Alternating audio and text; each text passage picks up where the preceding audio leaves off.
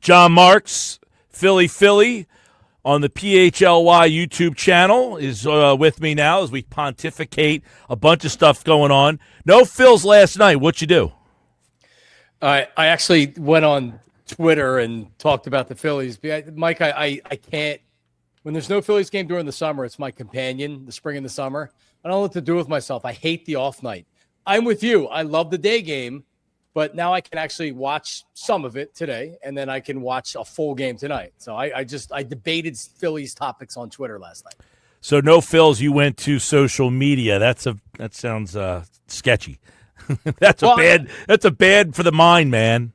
I was told I was an idiot only 10 times, which is low. All right, let's hit on a couple things here. I'm very intrigued by your take and most people's on what the impending decision the Phillies will have with the Rangers, Suarez, Aaron Nola, Andrew Painter. How are they going to handle this?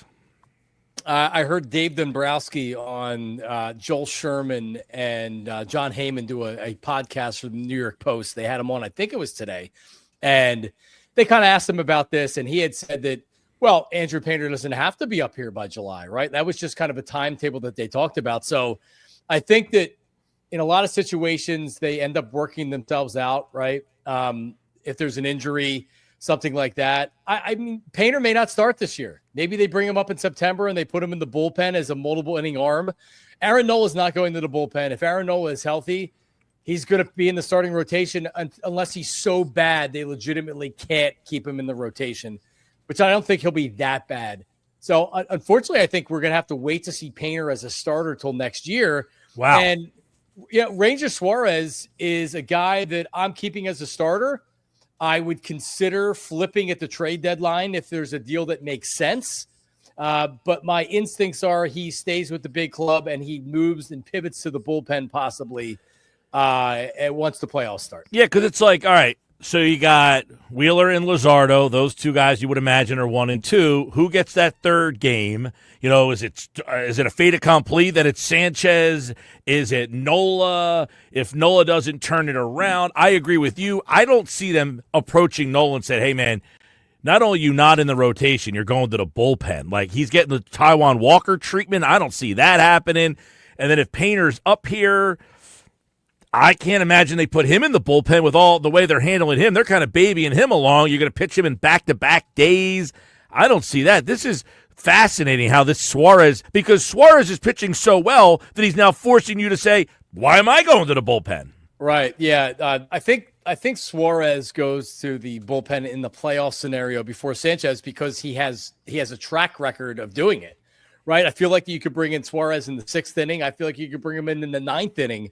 And he's got stones. Unfortunately, like you said, he's been really good as a starter. So if he's still pitching like that in September, you got to take him out of the rotation for the playoffs. It's a good problem to have, as many baseball people like to say. But is it really? Because the problem you have is Aaron Nola sucks, and he's making $25 million a year, and he's going to be. He's under contract for 5 more years after this. So, like, what do you do? Is now Mick Abel, because he's not going to have a spot in the rotation, now you trading him to get a bullpen arm? So, you know, it is a good problem to have that they have this abundance of not only starting pitching, but above average quality starting pitching. Aaron Nola's not one of those quality starters. So, unfortunately, he's going to be here. John Marks, PHLY, YouTube. You can check out his show, Philly, weekday mornings at 8. As I did this morning. Good morning to you in the morning. Good afternoon here. Ranger Suarez, are you using him to make a trade? And what is that trade? Is the Phillies center field situation A-okay? I don't believe the Phillies will make moves for a center fielder. I think Rojas has been fine. And Marsh, actually earlier today, you were on the air. He worked a really nice walk, and then Marchand hit a home run afterwards. So I think the combination of Marsh and Rojas in center field is going to be fine, because the reality is if you're dangling prospects, then you're going to need those prospects to get a bullpen arm, possibly a closer. Now, your question on Ranger Suarez is a difficult one, because you could say, okay, look at our starting pitching. We have a clear hole in the bullpen. Rather than use Suarez in the bullpen, let's trade Suarez to a team that has has an abundance of back end relief pitching. Now, here's the problem. What is that team? Because if a team has a closer but is out of contention, why would they want Ranger Suarez in the final year of a contract? They wouldn't. To me, it makes more sense to flip Ranger Suarez to get something for the future rather than not necessarily for the present. Now, if you can make a trade with the A's for Miller and they'll take Ranger Suarez, like, okay, but again, they're not contending, so why would they do that? I just think it's going to be difficult to do a good player for good player swap with a team that is in contention like the Phillies will be. Yeah, there's a lot there that I want to get to, because one of the things Bob Nightingale wrote about this over at USA Today, and he mentioned that the Yankees are looking for a right-handed hitting third baseman and another starter. The Phillies seem like they can play. The problem is the Yankees don't have anything to give you back unless you would say, like, so because Alec Boehm is interesting. We know they tried to move him in the offseason, but now he's worked his way back up to the 5 spot in the order. Today he's hitting 4 because Harper's not there. He's hitting 341 with 4 homers in the month of May. Has he risen his value in stock so much that you can't trade Boehm? I mean, because so you're going to have a combination of Amundo Sosa, who I think gets exposed a little bit if he becomes an everyday starter, and then you're bringing Otto Kemp. Get into the zone, auto zone. You're going to bring him up from AAA. Like, hey, look, he's looked great at AAA. I don't know how he's going to react to big league pitching. And you're in a pennant race, right? Like, you're trying to win another World Series. Honestly, I just think you stand pat, and you have to be okay with what Alec Boehm is. He's going to hit doubles. He's tapped into a little bit of power here in the last month. He's probably a 270, 280 hitter at best. And he's not a guy that's likely to be here long-term. I'm sure they will revisit his trade market in the offseason, but Dombrowski was shooting for the stars for him last year, and teams looked at him and said, okay, yeah, we like him. We're not giving you our young starter. Like, Dombrowski was trying to, before he got Luzardo, he was trying to get one of the 2 young pitchers in Seattle, and they laughed at him. It doesn't hurt unless you try. Yeah. But I think Boehm is just like kind of an above-average player that can be streaky, is a little bit flaky, and he's just good. He's going to be a part of this core this season. All right. John Marks is with me, Philly on the PHLY YouTube channel. Are you interested in a Kumbayas Rhys Hoskins reunion at all? Philly loves a reunion, man. Yeah, I don't think it works with this team. So let's play it out. Rhys comes in. He's a bad defensive first baseman. But if he's going to be in the lineup, he has to play first base because Kyle Schwarber is your DH. You're not going to play Kyle Schwarber in left field unless you're in a big-time pinch. Like, we debated this the other day. I would rather play Schwarber in left field than Rhys Hoskins at first base and just keep Harper at first and play Schwarber in left field. I mean, you went to the World Series with him playing left field. He is more tolerable than Hoskins is that bad at first base. He is. He couldn't catch the ball. Oh, he was horrible. Routine throws the first base. Forget about him digging out a ball of the dirt. He couldn't catch it. Well, then it's like, who goes to left? Castellanos has kind of worked himself into a decent right fielder. Are you going to ask him to go to right field? I mean, Harper hasn't played left field in a long time. I mean, Schwarber, just catch the ball. Yeah, I worry about him being injured out there. I recall him playing left field last season, and he tweaked something. It's not broke with Kyle Schwarber at DH, so there's no need to fix it. But to your point, I like Castellanos in right field. I like Bryce Harper at first base. And the other thing is so what happens to Kepler? Like, I'm not telling you that Kepler has to be the starter, but he is making, $10 million a year, and he has looked pretty good as of late. So everything changes if there's an injury or there's some ineffectiveness that happens. He's the Merrifield. He just gets cut. Right. So we'll see what happens. Kepler's shown me a little bit here. Rhys Hoskins is so bad at first base, he would have to be your DH. To me, he just doesn't fit on this roster. Agree there, although I will say I was not a fan when they hit him in the number 2 hole before. On this team, he might be okay if you went Turner, Hoskins, Harper, Schwarber. He's on base 387. You get Turner and Hoskins on base. Now you got Harper and Schwarber behind him.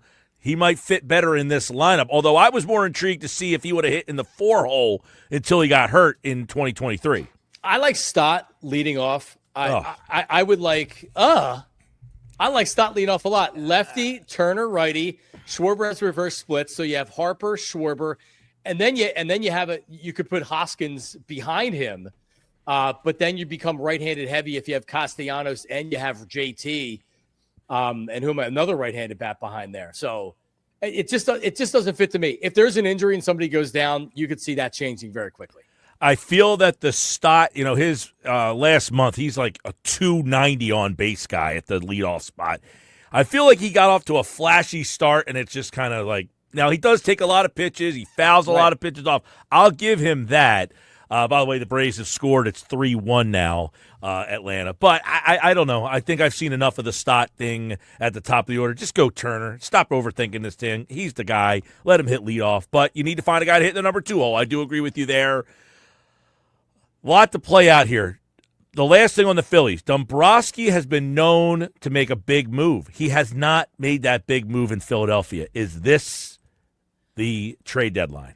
I just don't know what it is, right? Because you're absolutely right. Like in Boston, Chris Sale, and then they won a World Series. They re-signed him, which ended up totally probably cooking him, and they whacked him. He goes to Atlanta, Chris Sale, a couple years later, and he's good down there. I just don't know what big move is being made. It's not going to be for a starting pitcher. Is acquiring a closer like a Miller from the A's, is that a big move?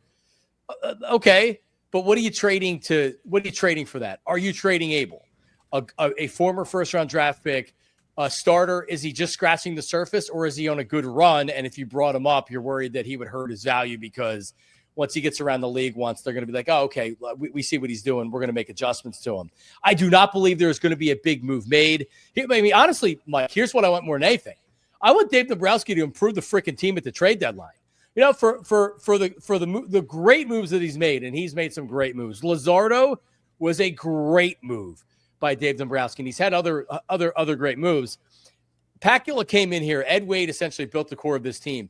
Pat Gillick was able to put the finishing touches on this team at the trade deadline in the offseason, and that's what I need from Dave Dombrowski is make this team better, not worse. And the moves that he made last season blew up in his face, and he's got to turn that around because they're going to have needs for sure. All right, John Marks, Philly is the show. Let's go to, does the Sixers having the number 3 overall pick excite you at all? Yeah, it sure. I mean, if independent of where the team is otherwise, sure. I love having the number 3 pick. And there's debates because it's like, all right, is it Ace Bailey? Is it one of these other guys? Should they trade back? Should they use number 3 for a veteran player? What should they do? Anytime that you have scenarios, it's fun, especially with what we do. It's fun to talk about those things.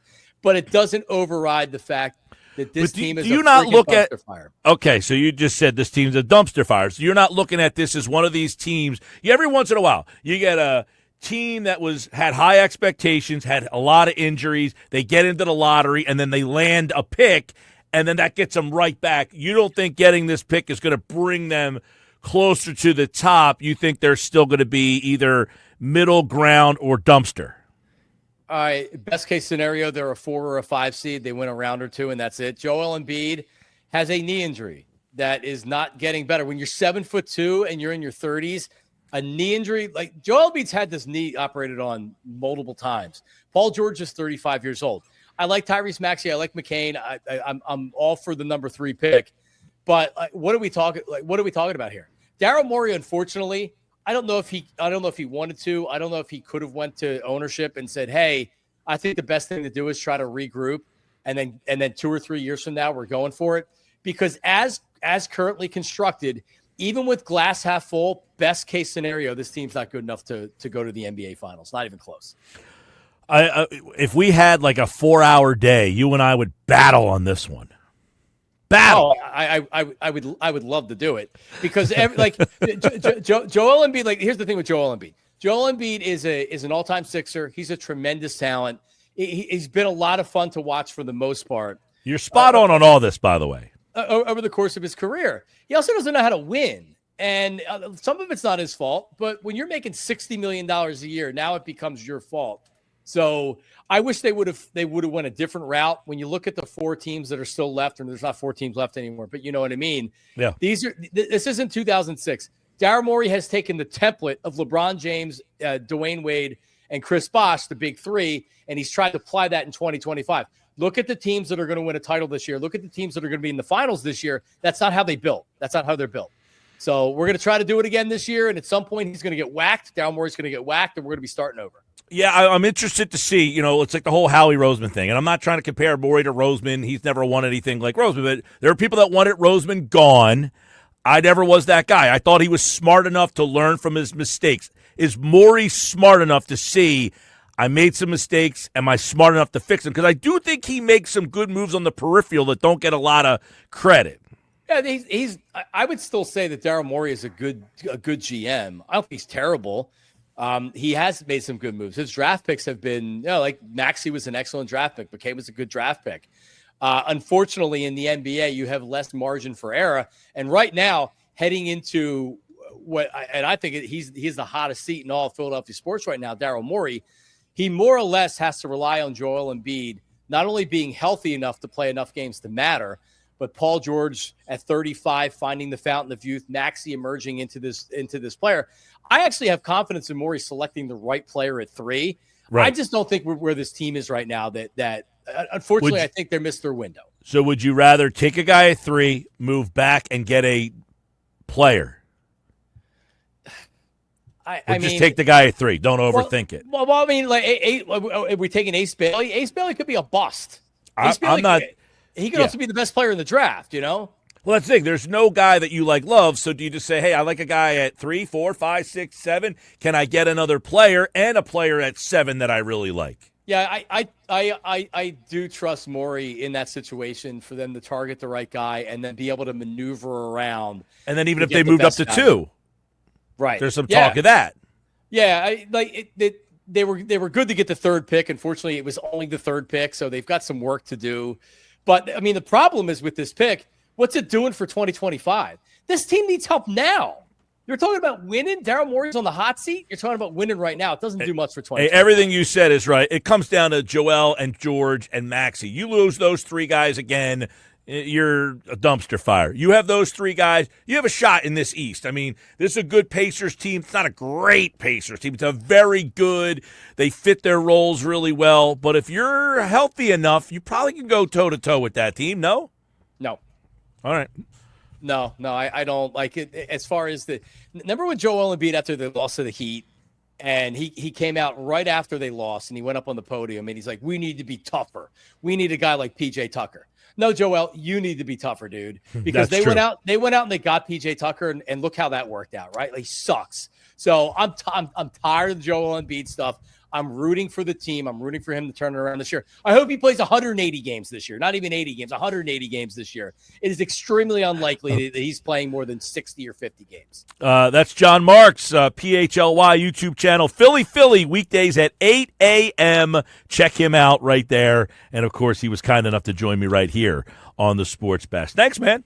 All right, buddy. Good to talk to you. There's John Marks, everybody, here on